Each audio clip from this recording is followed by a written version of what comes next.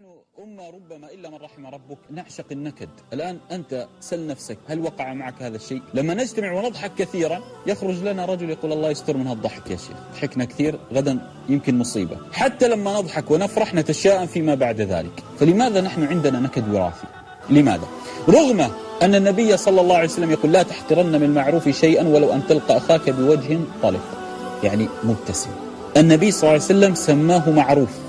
لو سألتك سؤال ما المعروف؟ ما هو المعروف؟ تقول أن تأمر بالخير، كأن الابتسامة تأمر بالخير، كأنك أنت لما تمشي بالسوق وتبتسم أعلم أن الناس سيقولون عنك شوف المجنون. أعلم هناك فئة من الناس أعاننا الله عليهم. لما تقود السيارة وتبتسم يومك ماذا؟ يتغير.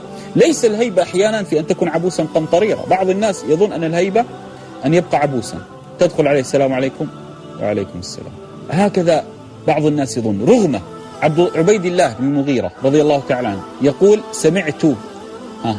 سمعت ابن الحارث يقول ما رأيت أحدا أكثر تبسما من رسول الله صلى الله عليه وسلم. أمر ديننا أن تعيش ببساطة على 3 أمور: قلبا، وجها، عيشا. لا تعقد وجهك، اجعله دائما مبتسم، ولا تعقد قلبك فلان وفلانة، اجعله دائما مبتسم وبسيط.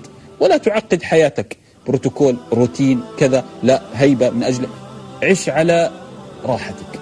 أنت ستعيش الحياة مرة واحدة ستحيا الدنيا.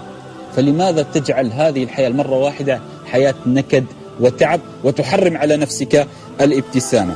لهذا جرير رضي الله تعالى عنه يقول والله منذ أن أسلمت، اسمع، يقول والله منذ أن أسلمت ما رآني النبي صلى الله عليه وسلم إلا وتبسم في وجهي.